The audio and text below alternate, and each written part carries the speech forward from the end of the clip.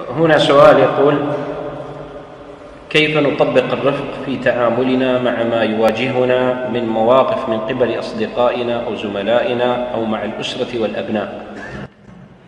يا إخوة، الخلق دربة. إذا دربت نفسك على خلق معين ستجد أنه بعد فترة يصبح سجية لك. لا يوجد خلق حسن لا تستطيع أن تكتسبه، لكن ينبغي أن تستعين بالله عز وجل وتجاهد. يعني بعض الناس يقول: أنا غضوب، أنا هكذا. لا تستطيع أن تمرن نفسك.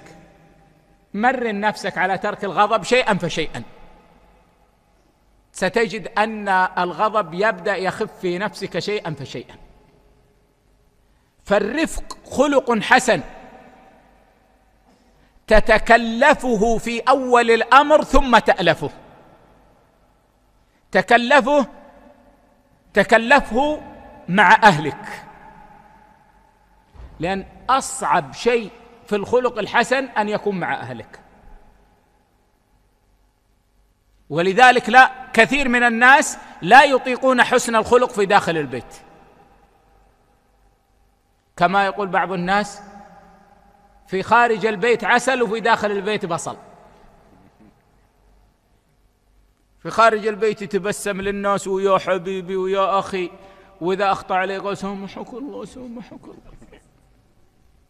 وأول ما يدخل بيته يرى غلطا من المرأة: يا كذا، أمك فعلت وأبوك فعل لأن ما في تكلف، يزول كل شيء في البيت، فلا يبقى إلا حسن الخلق فعلا. فمن أحسن مواطن التدريب على حسن الخلق في البيت، لأنك إذا استطعت أن تقيم الخلق الحسن في بيتك ثق يقينا أنك ستقيمه خارج بيتك، ولا عكس.